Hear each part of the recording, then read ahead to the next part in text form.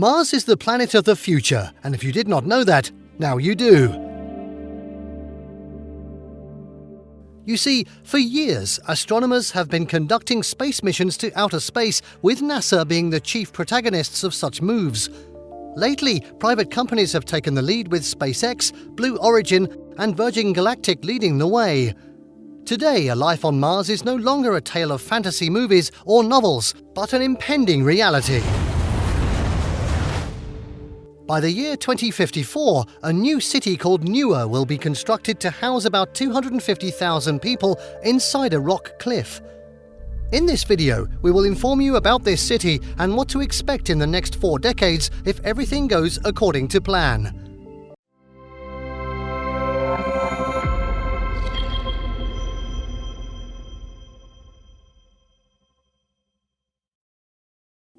Plans are already underway to begin the construction of a new city called Nuwa in Mars by 2054.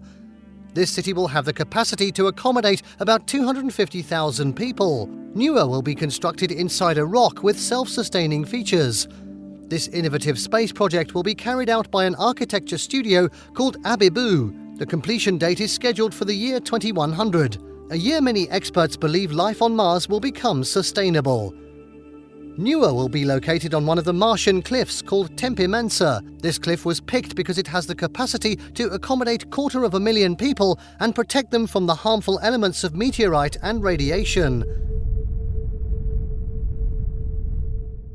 Tempe Mensa is also the perfect spot to give residents indirect access to sunlight. The design is going to be self-sustaining. Design engineers plan to get supplies from Earth, but the end goal is to eventually develop Nuwa up to the point where it can be self-sustaining using resources produced within the city only. Residents will live in what is called Marco buildings. Marco buildings are excavations inside rocks linked together by a network of buses, tunnels and trains. There will also be green domes to provide residents with artificial park-like green spaces for people to relax and be in tune with nature. On top of the cliff of Mensa is where food, energy and general manufacturing will be done. Food will make up 50% of crops and microalgae. What about a place to socialize and have fun? Well, Nuwa will have a pavilion constructed at the foot of the hill called Valley. This spot will be designed for residents to relax and have fun. In the valley, they will be able to see outer space from this vantage point because the structure will be made of transparent skin. This part of Nuwa will also house schools, universities, hospitals, shopping areas, farming locations, and event centers for sports and cultural activities. What's even more fascinating about Nuwa is that pigs, fish, and chicken will all be reared, and they will form a significant portion of the national diet of Nuwa. Domesticated pets will also be allowed to thrive here. Just like what we have in thriving cities on Earth, Nuwa will have the same facilities with a slight difference. The difference being that they will be conducive for life in space.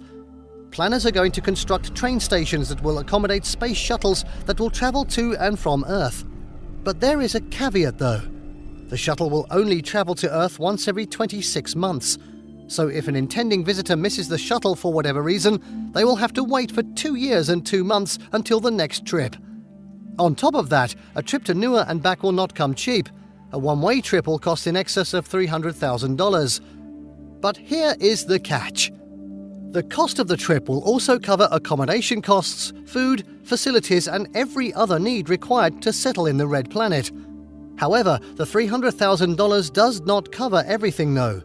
You will also have to sign off 60 to 80% of work life, as you will be assigned to certain tasks in the city all through your stay. Elon Musk has predicted that man would land and begin to inhabit Mars by 2037. So the construction of Nuwa will begin exactly 28 years after that. Based on the time frame proposed by ABIBOO, it is not a matter of if, but when. In all, there will be 5 cities and Nuwa will be the capital. Each of the cities will grow food using oxygen, with 90% of food sources from plants. Energy will also be sourced from solar panels, so Nuwa and the other cities will not suffer from food or energy shortages to sustain life. For now, we all know that life in space is not sustainable due to the unfavorable climate in almost all the planets. Mars is an exception though, but a lot of work is required for man to even live there. The unfavourable atmosphere has led many to question the feasibility of ABIBOO's project.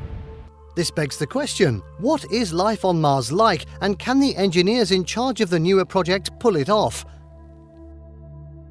Mars is half the mass of Earth, which makes it a very spacious planet to accommodate Earth's current population. But how do travellers get there? Well, here is what we know. Firstly, the planet comes very close to Earth every 2 years and a few weeks, which best explains why Nuwa's shuttle service will only function every 26 months. A trip from Earth to Mars will take about 6 months when it's closest to Earth. We also know that Mars is far from friendly to humans because the atmospheric pressure on the planet is not sustainable for humans. The Red Planet, as it is often called, is packed with lethal radiation that will kill humans without sufficient protective shelter. This is why the scientists at ABIBOO had to come up with plans and designs that will sustain life in the city they are aiming to build. They are planning based on the circumstances residents are likely to face and the best architectural designs to combat such challenges. One of the key challenges besides lethal radiation is gravity, which is only less than 35% of Earth's gravity. For all the beauty and wonders of planet Earth, will people be willing to move to Mars? The short answer will be yes. The next question will be what type of people? This question will not be a difficult one to answer. The elites, of course. For a one-way trip that will cost about $300,000, only very few people on Earth can afford it, and we are talking about the Earth's richest 1%. For all the luxury that Nuwa will offer, only very few people will have the cash to make such a trip. The next question will be the willingness of the elites to make such a trip and to stay in outer space for such an extended period. This is where opinion is divided. 2 years is a long time to be away from a place you call home, and people who can afford such a trip surely have investments and interests that keep their money wheel turning here on Earth.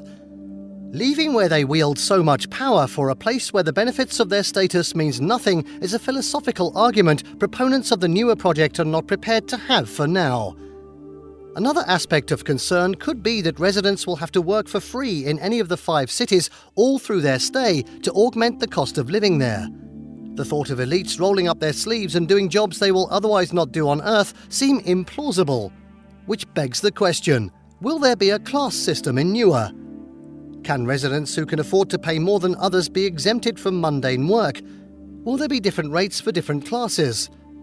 These are some of the questions that the planners at ABIBOO have not clarified yet, but when they do, individuals who will be interested in living on Mars in the next century will know what to expect. There you have it, guys. But we would like to know what you think. Do you think people can live on Mars by the year 2054? Let us know what you think by leaving a comment below. Don't forget to subscribe, and thanks for watching.